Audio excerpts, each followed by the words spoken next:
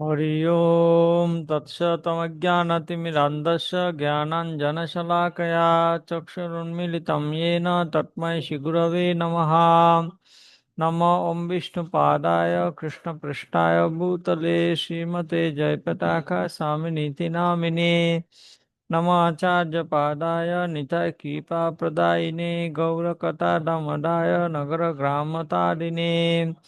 नमो ॐ विष्णुपादाय कृष्णपृष्ठाय भूतले श्रीमते भक्तिवेदान्त स्वामिनीति नामिने।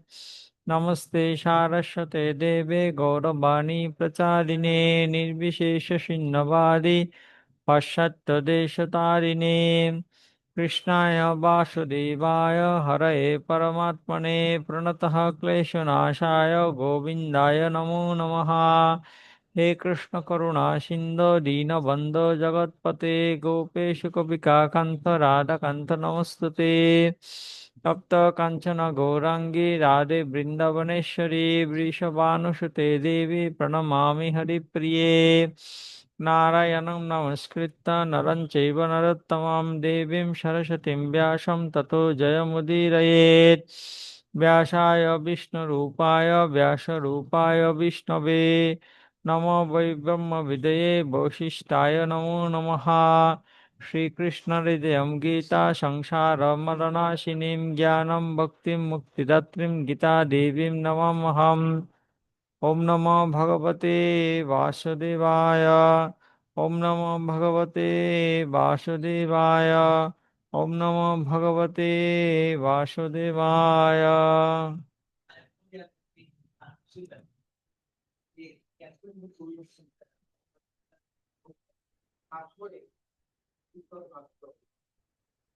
श्रीमद्भगवद्गीता अथ त्रयोदशोऽध्यायः कर्मयोगः। श्रीभगवानुवाच काम एष क्रोधो एष रजोगुणसमुद्भवः महासनो महापाप्मा विद्धेनम् इह वैरिणम्। श्रीभगवानुवाच काम एष क्रोधो एष रजोगुणसमुद्भवः महासनो महापाप्मा विद्धेनम् इह वैरिणम्। श्रीभगवानुवाच काम एष क्रोधो एष रजोगुणसमुद्भवः महासन महापाप्मा विद्धेनम् ইহ বৈরিণম। অনুবাদ করো অপূর্ব। হরে কৃষ্ণ। পরমেশ্বর ভগবান বললেন, হে অর্জুন, রজগুণ হতে সমুদ্ভয় কামই মানুষকে এই পাপে প্রবৃত্ত করে এবং এই কামই ক্রোধে পরিণত হয়। কাম সর্বগ্রাসী ও পাপাত্মক। কামকে জীবের প্রধান শত্রু বলে জান। গত সপ্তাহে আমরা দেখেছি অর্জুন একটা প্রশ্ন উত্থাপন করেছেন ভগবান শ্রীকৃষ্ণের কাছে। সেটা হচ্ছে, আমি তো পাপ করতে চাই না, আমি জানি যে পাপ করা খারাপ, আমি শুনেছি পাপ করা খারাপ, আমি দেখেছি পাপ করা খারাপ, তো আমি পাপ করতে চাই না। কিন্তু তারপরও কিছু একটা শক্তি যেন আছে যেটা জোর করে আমাকে পাপ কর্মে প্রবৃত্ত করায়। তো অর্জুন কৃষ্ণের কাছে জানতে চেয়েছেন কি সেই শক্তি, কি কারণে আমি বাধ্য হয়ে পাপ করি। তা আজকে সেটার উত্তরে ভগবান শ্রীকৃষ্ণ বললেন, কাম এষ ক্রোধ এষ রজোগুণ সমুদ্ভব মহাসন মহাপাপ্মা বিদ্যেনম ইহ বৈরিণম।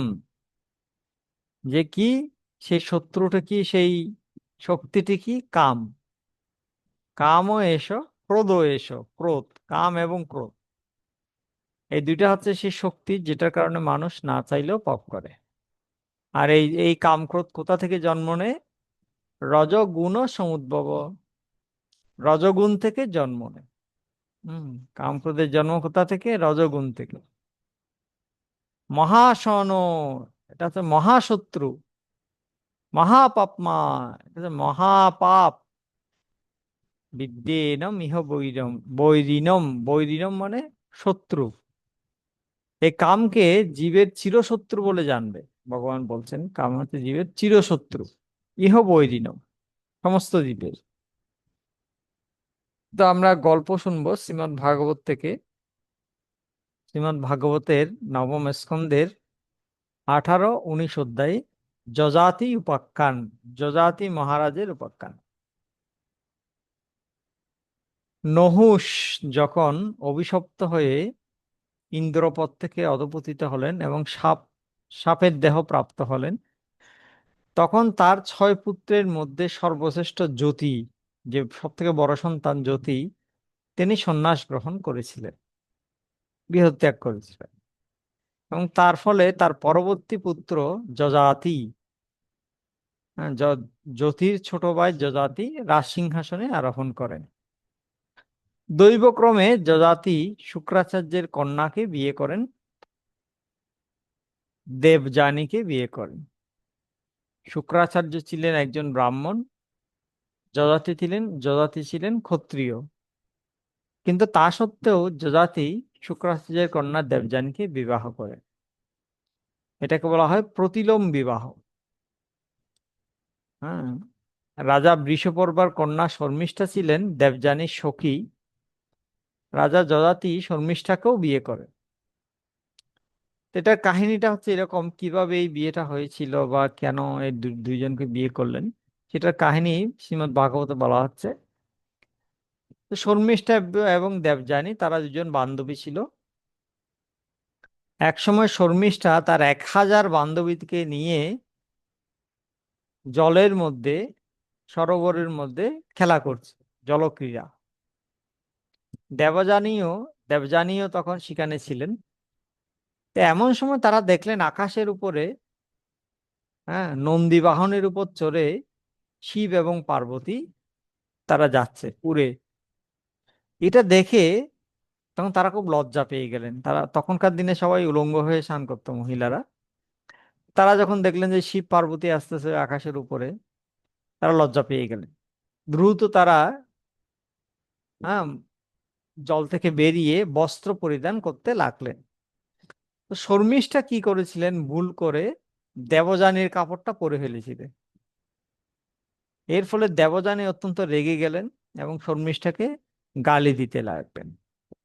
শর্মিষ্ঠাও ক্রুদ্ধ হয়ে দেবযানীর প্রতি নানা রকম কটু বাক্য প্রয়োগ করে দেবযানীকে ধাক্কা দিয়ে একটি কূপের মধ্যে নিক্ষেপ করলেন। তো দেবযানীকে কূপের মধ্যে নিক্ষেপ করে শর্মিষ্ঠা তার ঘরে ফিরে গেলেন।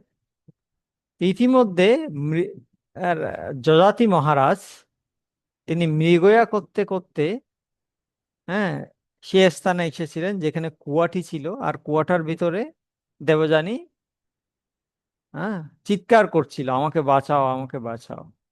তো রাজা যযাতি তৃষ্ণার্ত হয়ে সেই কূপে জলপান করতে গিয়ে দেখলেন যে দেবযানী সেখানে ঝুলছে। তো দেবযানীকে কূপের মধ্যে উলঙ্গ অবস্থায় দর্শন করে যযাতি মহারাজ তৎক্ষণাৎ তার উত্তরীয়, শরীর যে উত্তরীয় ছিল বস্ত্র, সেটা দেবযানীকে প্রদান করলেন এবং অত্যন্ত করুণাপরায়ণ হয়ে নিজের হাত দিয়ে ধরে দেবযানীকে কূপ থেকে উদ্ধার করলেন, বের করলেন। তো দেবযানী তখন প্রেমপূর্ণ বাক্যে মহারাজ যযাতিকে বললেন, হে বীর, আপনি শত্রু জয়কারী রাজা, আপনি আমার ডান হাত ধরে আমাকে, আপনি যেহেতু আমার ডান হাত ধরে ফেলেছেন তোলার জন্য, তাই এটাকে বলা হয় পানি গ্রহণম। আপনি আমার পানি গ্রহণ করেছেন, তার মানে আপনি আমাকে বিয়ে করেছেন।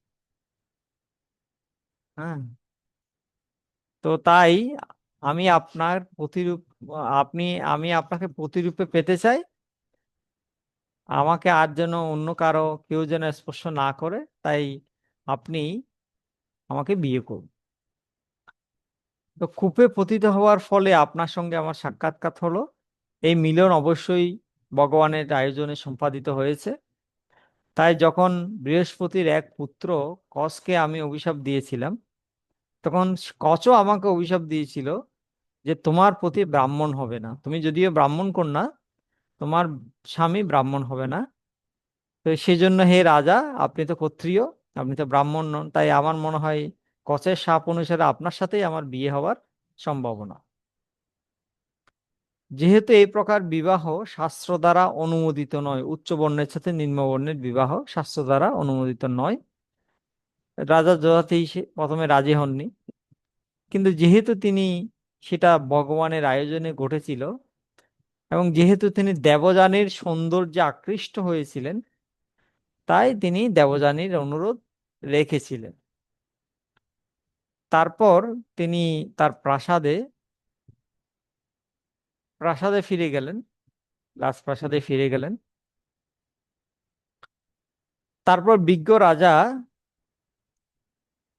এক মিনিট, অনেকে জয়েন করছে, ওদেরকে একটু ঢুকাই। তো বিজ্ঞ রাজা তার প্রাসাদে ফিরে গেলেন।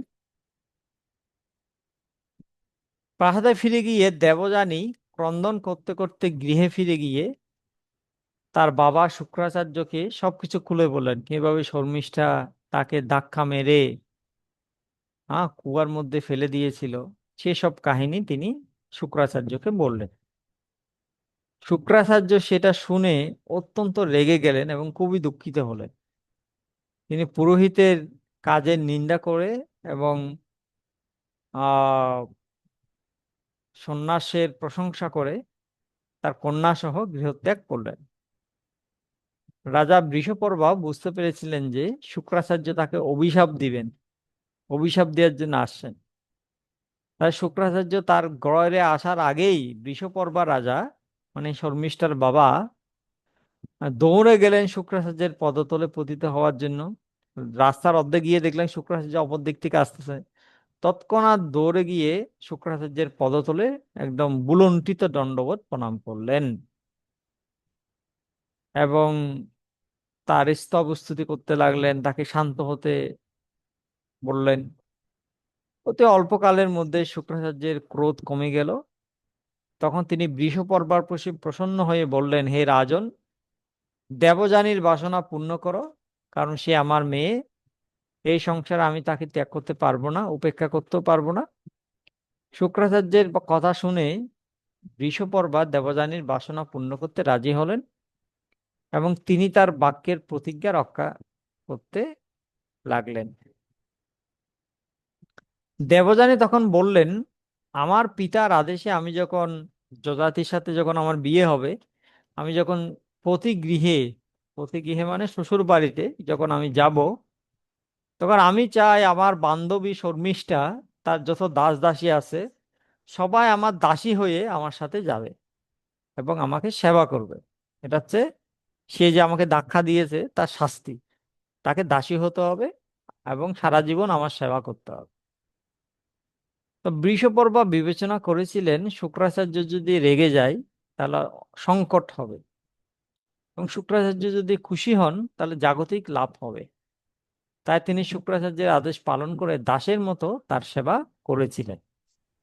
তিনি তার মেয়ে শর্মিষ্ঠাকে দেবযানীর হাতে অর্পণ করেছিলেন এবং শর্মিষ্ঠা 1000 সখী সহ দাসীর মতো দেবযানীর পরিচর্যা করেছিলেন। শুক্রাচার্য যখন দেবযানীকে যযাতির হাতে সম্প্রদান করেছিলেন, তখন যযাত শর্মিষ্ঠাও তাদের সঙ্গে গিয়েছিলেন।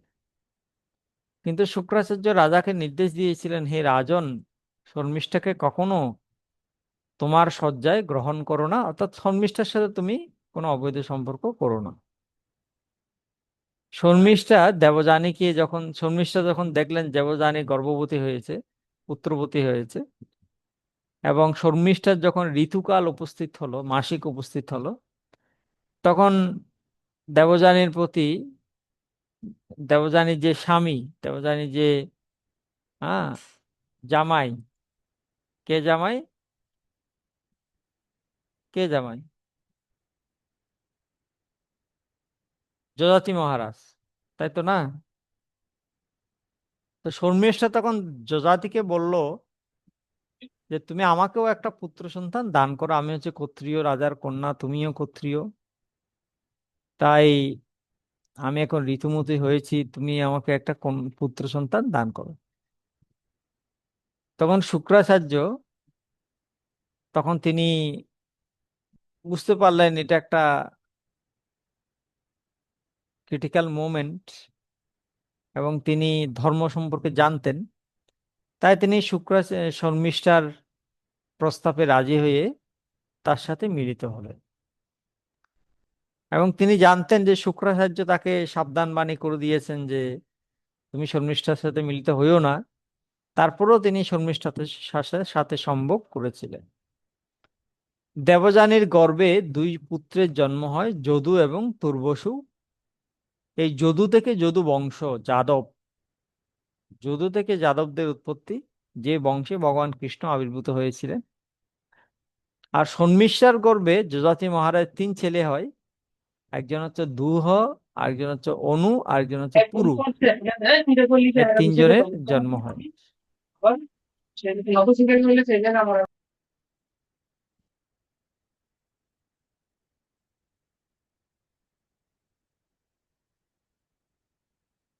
তো অভিমানিনী দেবযানী যখন জানতে পারলেন তার পতির দ্বারা শর্মিষ্ঠাও গর্ভবতী হয়েছে, তখন তিনি ক্রোধে মূর্ছিত প্রায় হয়ে বাবার কাছে গেলেন। রাজা যযাতি অত্যন্ত কামুক ছিলেন। তিনি পত্নীর অনুগমন করে স্তুতি বাক্যের দ্বারা এমনকি পা টিপে তাকে শান্ত করার চেষ্টা করলেন, কিন্তু কিছুতেই তাকে সন্তুষ্ট করতে পারলেন না। শুক্রাচার্য অত্যন্ত ক্রুদ্ধ হয়ে যযাতিকে বললেন, ওরে মূর্খ, মিথ্যাচারী, স্ত্রীকামী, তুমি মহা অন্যায় করেছো। তাই আমি অভিশাপ দিচ্ছি, তুমি জরা এবং বার্ধক্যের দ্বারা আক্রান্ত হয়ে বিকৃত রূপ প্রাপ্ত হও। রাজা যযাতি বললেন, হে পরম পূজ্য বিজ্ঞ ব্রাহ্মণ, আপনার কন্যার সাথে আপনি আপনি আমাকে অভিশাপ দিলেন। আপনার মেয়ের সাথে আমি এখনো তো কামবাসনা তৃপ্ত করতে পারিনি। শুক্রাচার্য তখন উত্তর দিলেন, যে তোমার জরা গ্রহণ করতে রাজি হবে, তুমি তার সাথে যৌবনের বিনিময় করে জরা তাকে দিয়ে তার যৌবনটা তুমি নিতে পারো, এক্সচেঞ্জ করতে পারো। শুক্রাচার্যের কাছ থেকে এই বর পেয়ে যযাতি তখন তার বড় ছেলেকে বলল, যদুকে বলল, হে প্রিয় যদু, দয়া করে তুমি আমার জরা গ্রহণ করে তার বিনিময়ে তোমার যৌবন আমাকে দান করো। হে বৎস, আমি এখনো বিষয় বুকে তৃপ্ত হতে পারিনি। তাই তুমি যদি তোমার মাথামহ প্রদত্ত আমার জরা গ্রহণ করো, তাহলে আমি তোমার যৌবন নিয়ে কয়েক বছর জীবন উপভোগ করতে পারি। যদু তখন উত্তরে বলল, হে পিতা, আপনি যুবক হলেও বার্ধক্য প্রাপ্ত হয়েছেন। আমি আপনার এই বার্ধক্য এবং জরা গ্রহণ করতে উৎসুক নই। আমি চাই না, উৎসুক নই, এই বার্ধক্য জরা গ্রহণ করতে আমি চাই না। কারণ জড়বুক জড়সুখ ভোগ না করলে বৈরাগ্য লাভ করা যায় না।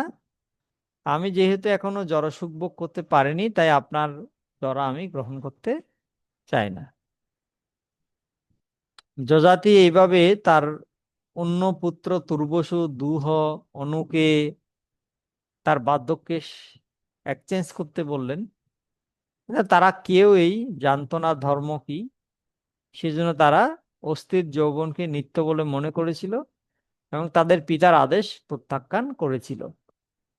যখন যযাতি তার তিন পুত্র থেকে কনিষ্ঠ কিন্তু গুণে শ্রেষ্ঠ পুরুকে বললেন, হে বৎস, তোমার জ্যেষ্ঠ ভ্রাতাদের মতো আমাকে প্রত্যাখ্যান করা তোমার উচিত নয়।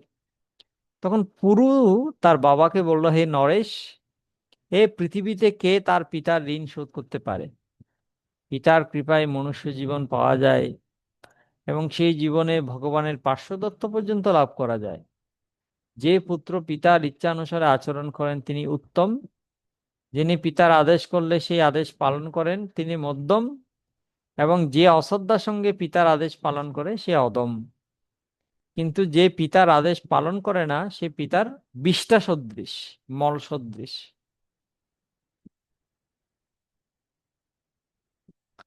এভাবে অত্যন্ত আনন্দিত চিত্তে পুরু তার পিতা যযাতির জরা গ্রহণ করেছিলেন। যযাতি তখন তার পুত্রের যৌবন প্রাপ্ত হয়ে তার আবশ্যক অনুযায়ী এই জড়জগৎ উপভোগ করেছিলেন। তারপর রাজা যযাতি সপ্তদ্বীপ সমন্বিত সারা পৃথিবীর অধিপতি হয়ে পিতা যেভাবে তার পুত্রদের পালন করে ঠিক সেইভাবে তার প্রজাদের পালন করতে লাগলেন। যেহেতু তিনি তার পুত্রের যৌবন গ্রহণ করেছিলেন,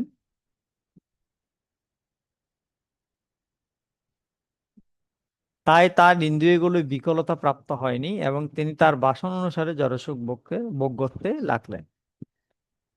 তো মহারাজ যযাতির প্রিয়তমা পত্নী দেবযানী সর্বদা নির্জন স্থানে তার মন, বাক্য, দেহ, অন্যান্য বস্তুর দ্বারা তার স্বামীর পরম আনন্দ বিধান করেছিলেন।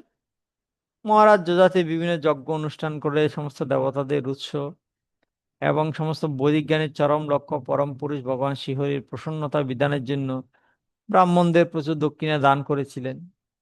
তিনি নারায়ণ রূপে সকলের হৃদয়ে বিরাজমান এবং সর্বত্র বিরাজমান হওয়া সত্ত্বেও জড়সৃষ্টির অগোচর জড় বাসনা রহিত হয়ে মহারাজ যযাতি সেই ভগবান নারায়ণের আরাধনা করেছিলেন।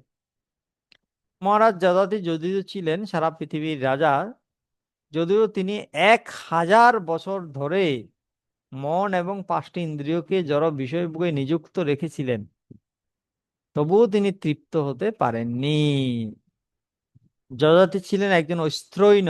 অস্ত্রৈণ মানে স্ত্রীলোকের প্রতি অত্যন্ত আসক্ত, কিন্তু কালক্রমে কামভোগের প্রতি বিরক্ত হয়ে এবং তার কুফল বুঝতে পেরে তিনি সেই জীবন ত্যাগ করেছিলেন এবং তার প্রিয়তমা স্ত্রীকে একটি কাহিনী শুনিয়েছিলেন।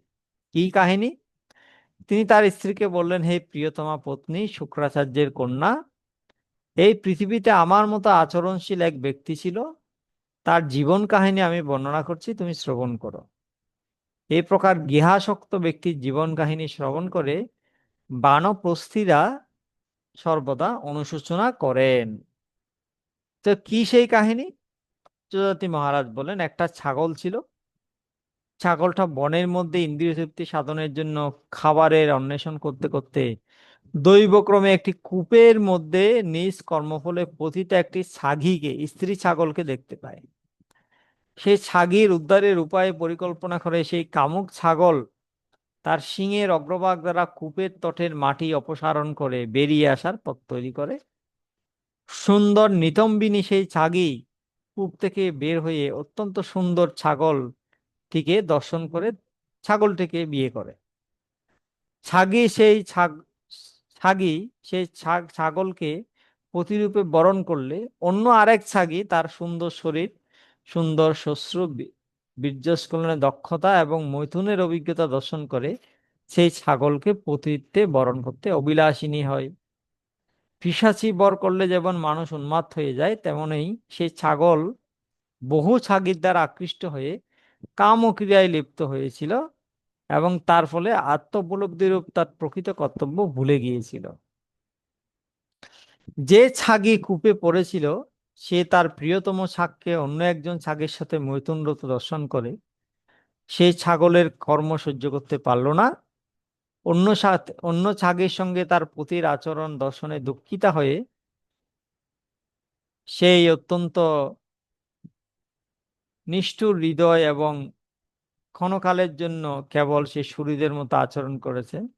সে বুঝতে পেরেছে এই ছাগলটি তার প্রকৃত সুহৃদ নয়, সে তো নিষ্ঠুর হৃদয় এবং ক্ষণকালের জন্য কেবল তার শরীরের মতো আচরণ করেছে। তাই সেই কামুক কামুক পতিকে ত্যাগ করে সে পূর্ব পালকের কাছে ফিরে গিয়েছে।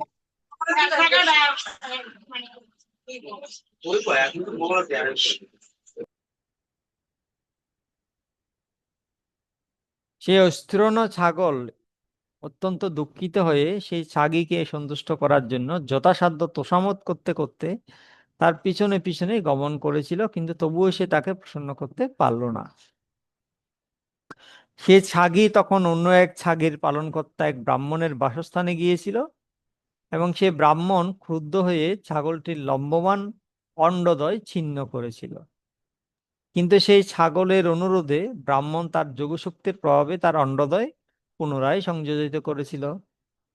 হে প্রিয়ে, কে কাকে বলছেন এগুলো? যযাতি মহারাজ দেবযানীকে বলছেন, তার স্ত্রীকে। হে প্রিয়ে, যখন সেই ছাগের অন্ডদ্বয় পুনরায় সংযুক্ত করা হলো তখন সেই ছাগল কূপে লব্ধ ছাগের সঙ্গে বহুকাল বিষয়ভোগ করেছিল, কিন্তু তা সত্ত্বেও আজ পর্যন্ত তার কামবাসনা তৃপ্ত হয়নি।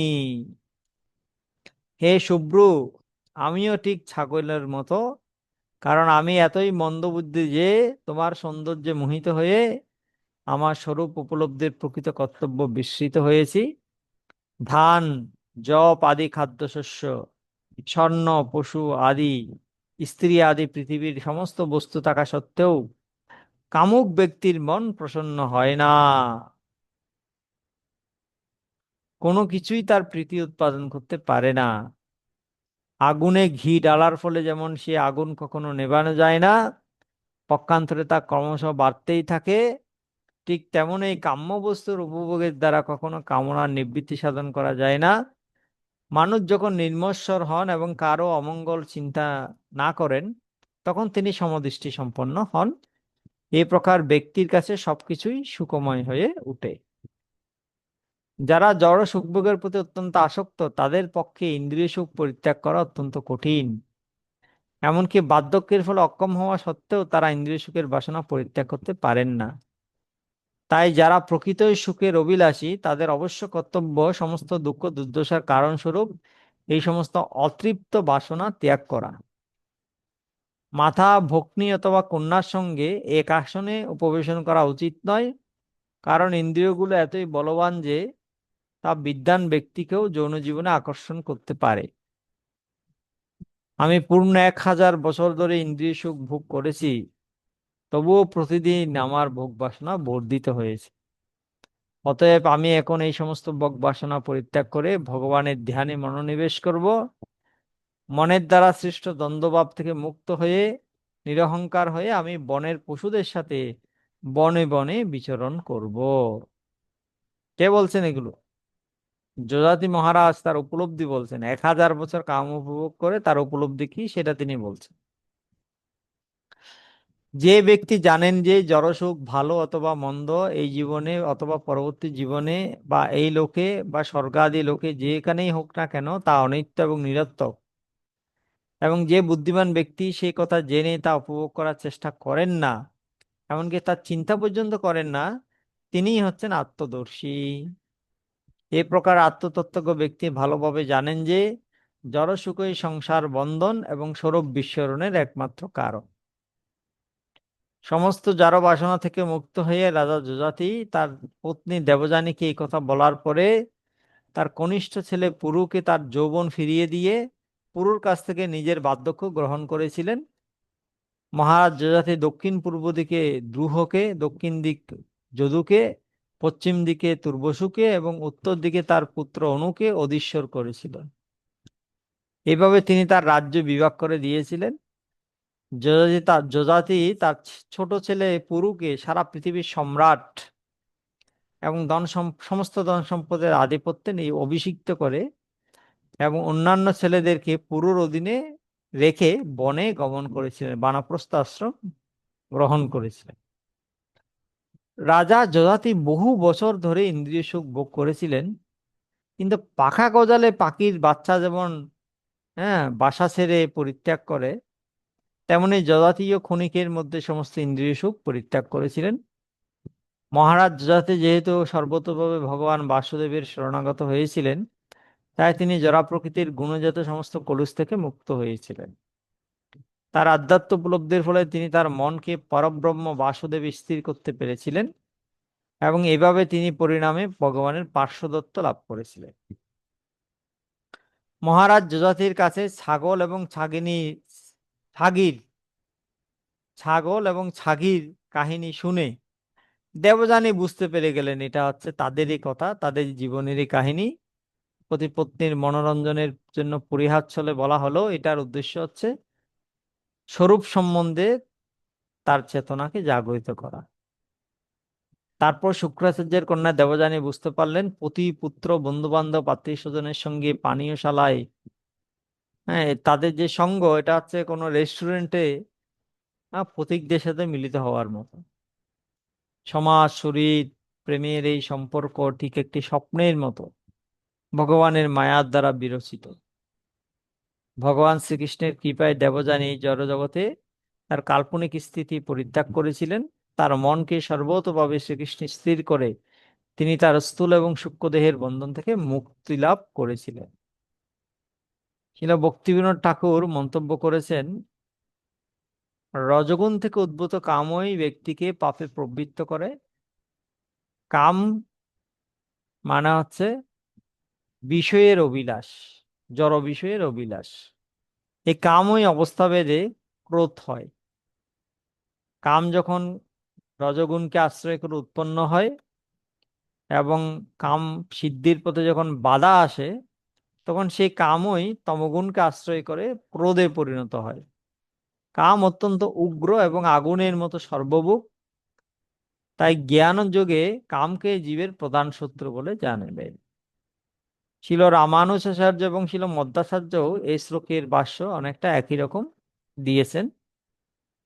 শিল বড়দেব বিদ্যাভূষণ উপমা দিয়েছেন, টক তেঁতুলের সংস্পর্শে যেমন দুধ দইয়ে পরিণত হয়, তেমনি রজগুণের প্রভাবে আমাদের অন্তরের কৃষ্ণপ্রেম কামে পরিণত হয়। এই কামই বাধাপ্রাপ্ত হলে তমগুণের আশ্রয়ে ক্রোধে পরিণত হয়। তবে সত্যগুণের বৃদ্ধির দ্বারা রজগুণ জয় করতে পারলে কামকে জয় করা যায়, এবং কামকে জয় করতে পারলে ক্রোধ এমনিতেই পরাজিত হয়ে যায়। তো কেউ যদি মনে করে কামের ঈপ্সিত দ্রব্য দিলে কাম তো জয় হতে পারে, এটার উত্তরে ভগবান বলছেন এটা সম্ভব নয়, কারণ কাম হচ্ছে দুষ্পূরণীয় আগুন। দুষ্পূরণীয়, এটা কখনো পূরণ হয় না। স্থিতিতে পাওয়া যায় পৃথিবীতে যত দ্রব্য আছে তার সব একজনকে দিলেও তার কাম পূর্ণ হবে না। সেজন্য এই শ্লোকে একটা শব্দ ব্যবহার করা হয়েছে, মহাসন। অসন মানে ভোজন, মহাসন মানে দুষ্পূরণীয় ভোজন। কামমাশ্রিত দুষ্পূরম, অর্থাৎ যেটা কখনো পূরণ হওয়ার মতো নয়, যে ক্ষুধা কখনো মেটে না। শ্রীমদ্ ভাগবতে নবম স্কন্ধের 19 অধ্যায়ে 13-14 শ্লোকে বলা হয়েছে, যৎ পৃথিব্যাম বিহিজবম হিরণ্যম পশবস্ত্রিয় ন দুর্যন্তি মনোপ্রীতি পুংস কাম হতস্যতে ন জাত কাম কামান উপভোগেন সম্মতি অভিশা কৃষ্ণ ভক্তেব ভূয় এবাবি বর্ধতে। ধান জপ আদি খাদ্যশস্য, স্বর্ণ, পশু, স্ত্রী আদি পৃথিবীর সমস্ত বস্তু থাকা সত্ত্বেও কামুক ব্যক্তির মন প্রসন্ন হয় না, কোনো কিছুই তার প্রীতি উৎপাদন করতে পারে না। আগুনে ঘি ঢালার ফলে সে আগুন কখনো নেভানো যায় না, পক্ষান্তরে সেটা বাড়তেই থাকে। ঠিক সেরকম সেরকম কামনা পূর্তির দ্বারা কামনার কখনো নিবৃত্তি হয় না। এটার বাস্তব উদাহরণ হচ্ছে রাবণ। রাবণ ছিল রাক্ষসদের রাজা, তিলক বিজেতা, বিদগ্ধ বৈদিক পণ্ডিত। তার নগরী লঙ্কা ছিল পুরো স্বর্ণ দিয়ে গড়া। সে জগতের সমস্ত লোক থেকে হাজার হাজার সুন্দরী নারীকে অপহরণ করে ভোগ করেছিল। তার সাথে ছিল পুষ্পক বিমানের মতো দুর্লভ বস্তু, যা এমনকি দেবতাদের কাছেও ছিল না। কিন্তু এত কিছু থাকা সত্ত্বেও রাবণ তৃপ্ত হতে পারেনি। কেন পারেনি? কারণ সে সীতা দেবীর প্রতি কামাতুর হয়ে পড়েছিল। এটা হচ্ছে কামের প্রভাব। সবকিছু আছে তারপরেও তৃপ্ত হতে পারছে না। তাই ভক্তিবিনোদ ঠাকুর তার কল্যাণ কল্পতরু গ্রন্থে বলছেন, অনিত্য জড়ীয় কাম শান্তিহীন অবিশ্রাম, নাহি তাহে পিপাসার ভঙ্গ। এই জড়ীয় কাম, এটার কোনো শান্তি নেই, এবং এটার পিপাসা কখনো মিটে না। তিনি আরো লিখেছেন, এক রাজ্য আজ পাও, অন্য রাজ্য কাল চাও, সর্বরাজ্য কর যদি লাভ, তবু আশা নহে শেষ, ইন্দ্রপ্রদ অবশেষ, ছাড়ি ছাবে ব্রহ্মার প্রভাব। আজকে একটা রাজ্য জয় করলাম, তারপরেও তৃপ্তি আসবে না, আরেকটা রাজ্য চাই, জয় করতে ইচ্ছে হবে। পৃথিবীর সমস্ত রাজ্য যদি আমি জয় করে পেরি তবুও আশা শেষ হবে না, তখন আমি স্বর্গে লোকের রাজা হতে চাই, ইন্দ্রপদ চাইব। যদি ইন্দ্রপদ পেয়ে গেলাম তাও আমি তৃপ্ত হব না, ব্রহ্মা হতে চাই, ব্রহ্মার পোষ চাই। এটাই হচ্ছে কামের শক্তি। ঠিক যেমন দুইটা ছোট বাঁশ গাছের ঘর্ষণে জ্বলে ওঠা আগুন দাবানলে পরিণত হয়ে সমগ্র বনকে জ্বালিয়ে দিতে পারে, সেরকম একটি ছোট্ট কাম বাসনা অনিয়ন্ত্রিতভাবে বৃদ্ধি হয়ে একজন সাধকের আধ্যাত্মিক জীবনকে ধ্বংস করে দিতে পারে। আগুনের রূপে মুগ্ধ হয়ে একটা পোকা যেমন আগুনে ঝাঁপ দিয়ে মারা যায়, সেরকম কাম ক্রোধের দ্বারা আকৃষ্ট আত্মা একে সুখ বলে মনে করে আত্মবিনাশের দিকে অগ্রসর হয়। কাম একজন বন্ধুর ভান করে আসে এবং আমাদেরকে সুখ দেওয়ার প্রতিজ্ঞা করে, কিন্তু একবার যদি আমরা একে প্রশ্রয় দিই সে আত্মার শান্তি, শুদ্ধতা, প্রগতিকে হরণ করে। আমরা যতই কামকে তৃপ্ত করার চেষ্টা করি না কেন, এটা কখনোই তৃপ্ত হয় না। ঠিক যেমন তলানিতে যদি ছিদ্র থাকে, কলসিকে কখনোই পূর্ণ করা যায় না। কামকে বাইরে থেকে দেখতে স্বর্ণের গ্লাসের মতো মনে হতে পারে, কিন্তু এর ফলাফল হচ্ছে বিষাক্ত, দুঃখ এবং বন্ধন। তো কাম বাসনা হচ্ছে সাপের মতো ভয়ঙ্কর, যা আমাদের অন্তরকে দংশন করতে থাকে। ঠিক যেমন ঘূর্ণিবায়ু আকাশকে ঢেকে রাখে, তেমনি রজোগুণ থেকে জাত কাম এবং ক্রোধ বিচার শক্তিকে আবৃত করে, এবং এইভাবে আত্মার আলোক অবরুদ্ধ হয়ে যায়। কাম হচ্ছে মনের মধ্যে লুকিয়ে থাকা অসুর, যা আমাদের শুদ্ধতাকে হরণ করে, ঠিক যেভাবে রাবণ সীতা দেবীকে হরণ করেছিলেন। কাম বাসনা হচ্ছে প্রেতাত্মার মতো, যা সর্বদা ক্ষুধার্ত, সর্বদা অতৃপ্ত এবং দুঃখপ্রদ। আধুনিক যুগেও আমরা দেখতে পাই যে একজন নেশাসক্ত ব্যক্তি তার পরিবার, পেশা, সামাজিক মর্যাদা হারায় কেবল কাম তাড়নার কারণে। বর্তমানে বিবাহ বিচ্ছেদের হার অনেক বেড়ে গিয়েছে, কারণ পতি-পত্নীর সম্পর্কগুলো কামের ভিত্তিতে গঠিত, প্রেমের ভিত্তিতে নয়, ভক্তির ভিত্তিতে নয়। কামের থেকে ক্রোধ আরো সূক্ষ্ম। কামপূর্ণ অভিপ্রায়কে শনাক্ত করা সম্ভব নাও হতে পারে, তবে একজন রাগান্বিত ব্যক্তির রাগ খুব সহজেই লক্ষ্য করা যায়। অতৃপ্ত হওয়ার কারণে কামই ক্রোধে পরিণত হয়। কাম আগুনের মতো জ্বালায়, এবং আগুনের আগুনের মতো হওয়ায় এটি সর্বগ্রাসী। এতে কোনো যদি এতে জ্বালানি যোগ করা হয়, আগুন তো কমবেই না, বরং আরো মারাত্মকভাবে জ্বলবে। সে পুরুষের বিবেক বুদ্ধি লোপ করে নিষিদ্ধ ব্যাপারেও প্রবর্তিত হয়। রাজনীতির ক্ষেত্রে বলা হয় সাম, দান, দণ্ড, ভেদ। হ্যাঁ, তা শত্রুকে নিয়ন্ত্রণ করতে হবে সাম, দান, ভেদ এবং দণ্ডের মাধ্যমে। যাই হোক, কাম হচ্ছে সব থেকে শক্তিশালী শত্রু, মহাপাপম। এবং সাম, দান এবং ভেদ, এই তিনটার দ্বারা কামকে জয় করা, বশে আনা যায় না।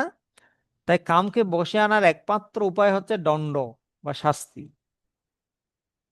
শিল প্রভুপাদ এই শ্লোকের তাৎপর্যে লিখেছেন, শ্রীমদ্ ভাগবতে পরম তত্ত্বকে বর্ণনা করা বলা হয়েছে, জন্মাদিস্য যত অন্যয়াদ ইতরত্র চ অর্থেষু অভিজ্ঞ স্বরাট। সবকিছুর উৎস হচ্ছেন পরম ব্রহ্ম ভগবান, সুতরাং কামেরও উৎস হচ্ছেন ভগবান। তাই যদি এই কামকে ভগবত প্রেমে রূপান্তরিত করা যায়, তাহলে কাম ক্রোধ উভয়ই অপ্রাকৃত চিন্ময় রূপ প্রাপ্ত হয়। এভাবে এই কামের সঙ্গে সঙ্গে ক্রোধ ও ভগবত ভক্তিতে রূপান্তরিত হয়।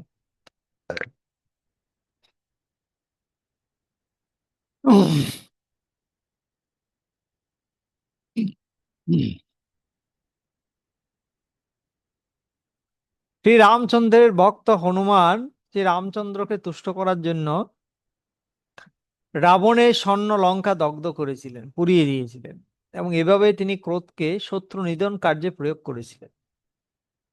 আর ভগবত গীতাতে আমরা দেখি ভগবান শ্রীকৃষ্ণ অর্জুনকে তার সমস্ত ক্রোধ শত্রু বাহিনীর উপরে প্রয়োগ করে ভগবানের সন্তুষ্টি বিধানের জন্য উৎসাহ দিচ্ছেন। এভাবে আমরা দেখতে পাই যে কাম এবং ক্রোধকে যখন আমরা ভগবানের সেবায় নিয়োগ করি, তখন তারা আর আমাদের শত্রু থাকে না, তারা আমাদের বন্ধুতে পরিণত হয়। আগের শ্লোকে অর্জুনের প্রশ্ন ছিল যে কেন মানুষ অনিচ্ছা সত্ত্বেও পাপ করে। এর উত্তরে ভগবান যেটা বললেন, সংক্ষেপে বললেন, কাম এসো, ক্রোধ এসো, রজগুণ সমুদ্র, এক লাইনে উত্তর শেষ। তো অল্প করে বললে কি হবে, এটা মর্মার্থ অনেক গভীর। কথা সংক্ষিপ্ত, কিন্তু তাৎপর্য হচ্ছে ব্যাপক।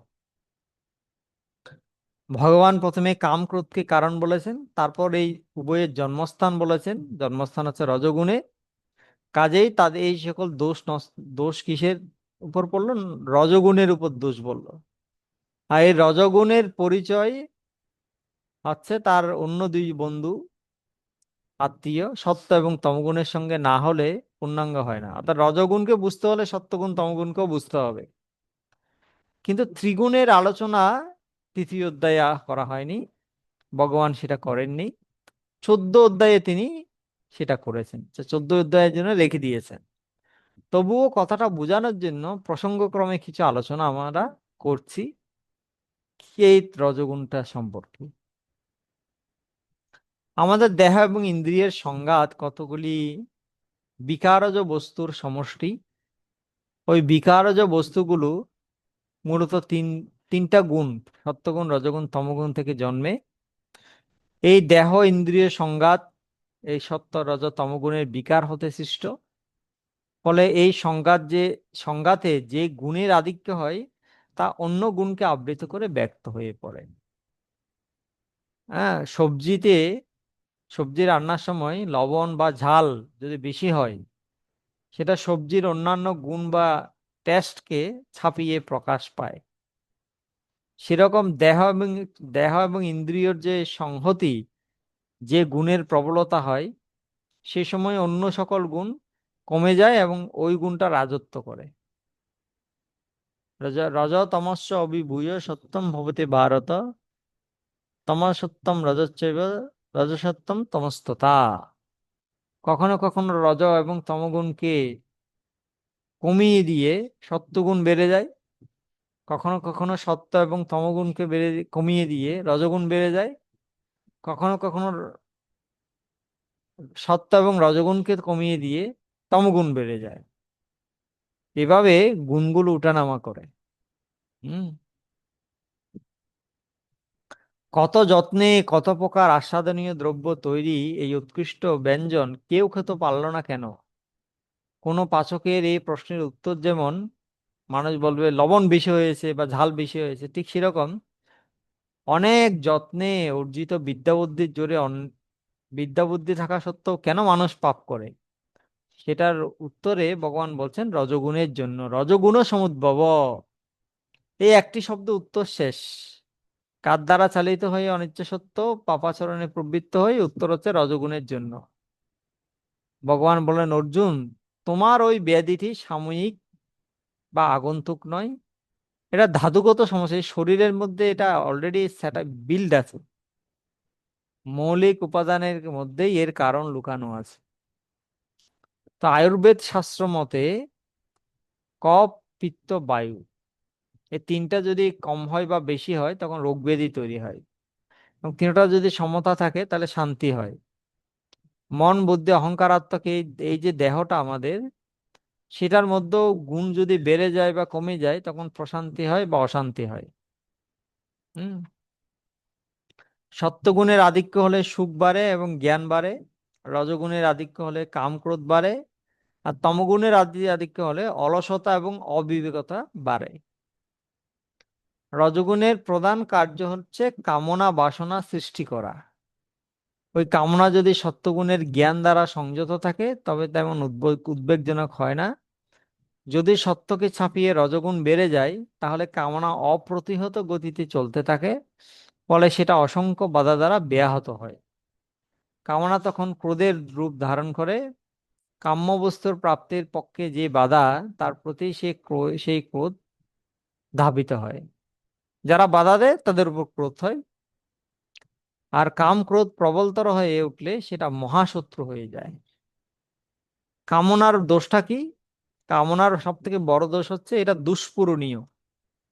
দুষ্পূরেণ অনলেন চ, কোনোভাবেই এটাকে পুত্তি লাভ করা যায় না, তাই এটাকে মহাশন, সব থেকে বড় শত্রু বলা হয়েছে। কামনার দ্বিতীয় দোষটা কি? এর একটা আবরণাত্মক স্বভাব আছে।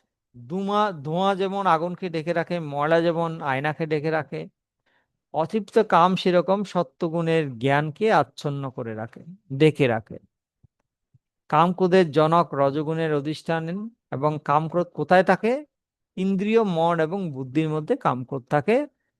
এই বাড়িতে একবার রজগুণের রাজত্ব প্রতিষ্ঠিত হলে সত্ত্বগুণ কমে যায়, তমগুণ প্রশ্রয় পায়। ফলে আসে জ্ঞানহীনতা এবং মোহ। পাপাচরণ বৃত্তির তখন আর কোনো বাধা থাকে না। ক্ষীণ সত্ত্বগুণ যেহেতু কমে যায়, ফলে অনিচ্ছা থাকলেও, পাপ করার অনিচ্ছা থাকলেও মানুষ পাপ করে ফেলে রজগুণের প্রভাবে। নিজেদের বিচার বুদ্ধি দ্বারা মানুষ যেগুলোকে সম্পদ, যশ,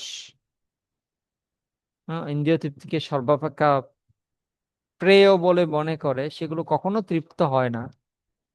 মানুষ যত চায় তত চাওয়া বেড়ে যায়, যত চায় তত পায়, যত পায় তত চাই, আরো চাই আরো চাই। কোনো জিনিসকে যদি আমরা ভালো না বাসি, তাহলে এই সম্পর্কে কোনো ঝগড়াও হবে না, ধ্বংস হয়ে গেলে দুঃখও হবে না, অন্য কেউ যদি ভোগ করে তা হিংসাও হবে না। সংক্ষেপে বলতে গেলে মনের কোনো আলোড়ন উপস্থিত হবে না। এই সমস্ত কিছুর উৎস হচ্ছে যা নশ্বর তার প্রতি আসক্তি। কিন্তু যে বস্তু চিরস্থায়ী ও অসীম, তা মনকে আনন্দে ভরিয়ে তোলে এবং দুঃখের সঙ্গে এর কোনো যোগ যোগ নেই। অতএব এরূপ বস্তু সর্বশক্তি দিয়ে কাম্য। তাই ভক্তি বিনোদ ঠাকুর বলেছেন, পার্থিব জড় কাম থেকে মুক্ত হও, আত্মনিবেদনের জীবন করিয়া যাপন, অপ্রাকৃত শারদীয়া চন্দ্র শ্রীকৃষ্ণের প্রেম গাথা করো অনুশীলন। বুঝেছেন কথাটা?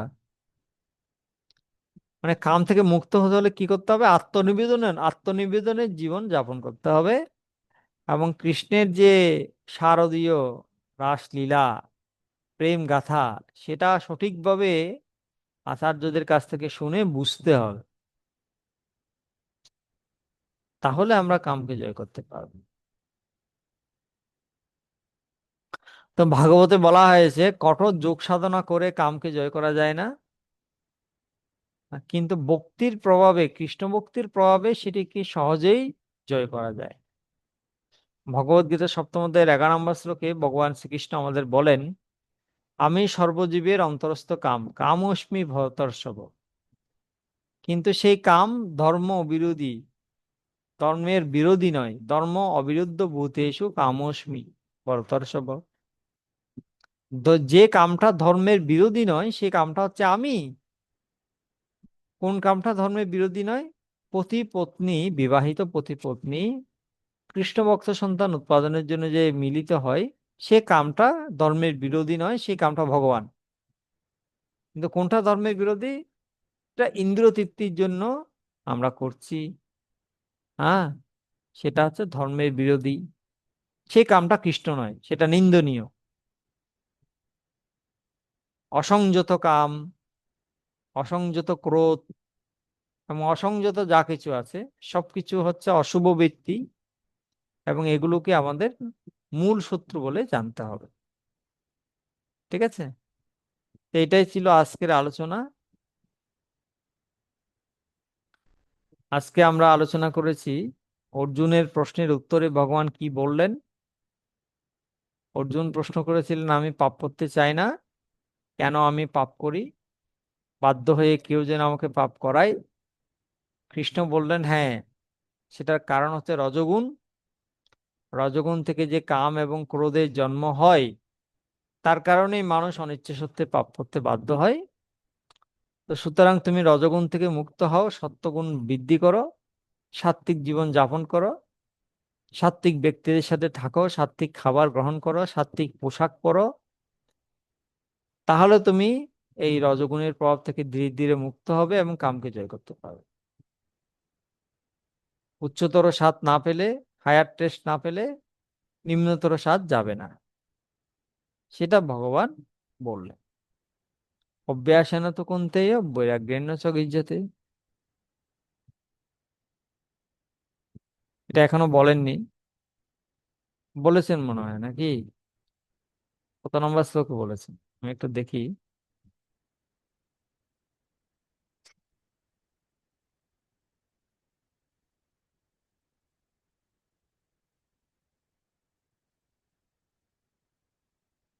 এটা এখানে বলেন, ষষ্ঠ অধ্যায়ে বলবেন, ষষ্ঠ অধ্যায়ে, ষষ্ঠ অধ্যায়ে বল।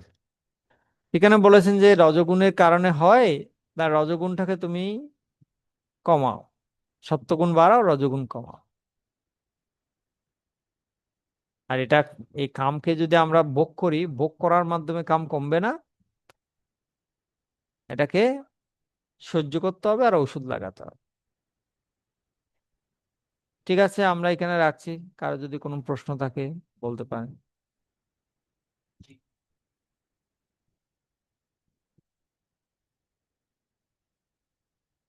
বলো অপূর্ব। হরে কৃষ্ণ পূরণ প্রণাম। ও শ্লোকটা এমন শ্লোক অতিক্রম করতেছি যে গত ক্লাসেরও এই ক্লাসে কষ্ট থাকবে না এরকম কোনো কথা নেই প্রভু। আপনি বলতেছেন খুব ভালো লাগলো। আমার প্রশ্ন হচ্ছে প্রভু, এই যে ভগবানের কেন্দ্রে মানে নিজের কামকে কিভাবে ভগবানের সেবা নিযুক্ত করতে পারে, আমার প্রথম প্রশ্ন প্রভু। যদি একটু বলেন। নরোত্তম দাস ঠাকুর বলেছেন কাম কৃষ্ণ কর্মার্পণে।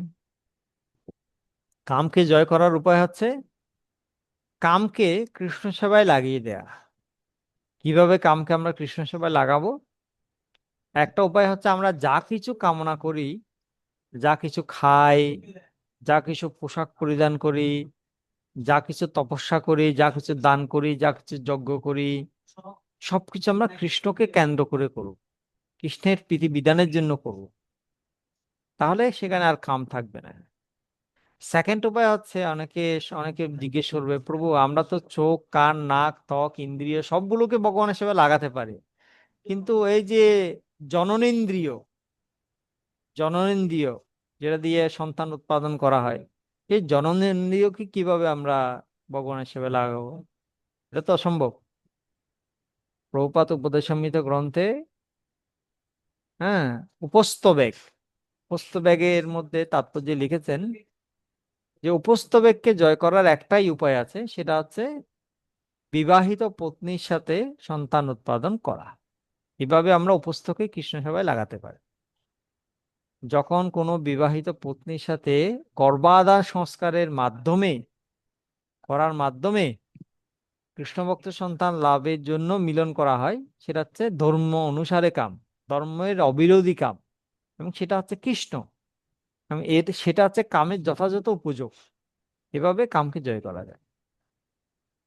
কিন্তু কেউ যদি মনে করে আমি মনের ইচ্ছে মতো যাত্রার সাথে যে কোনো ভাবে কাম উপভোগ করতে পারি, তাহলে সেটা কোনোদিন কামকে জয় করতে হবেই না। কাম আরো বাইরে দাও দাও করে জ্বলবে, এটা বেড়ে যাবে। কারণ এটার স্বভাবটা হচ্ছে এটা চির অতৃপ্ত, দুষ্পুরেণ, পূরণ করা যায় না।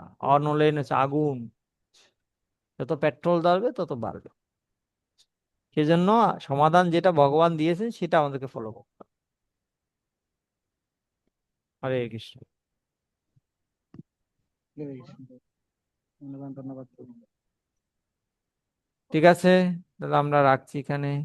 সবাই ভালো থাকুন, সুস্থ থাকুন, কৃষ্ণ ভাবনায় থাকুন।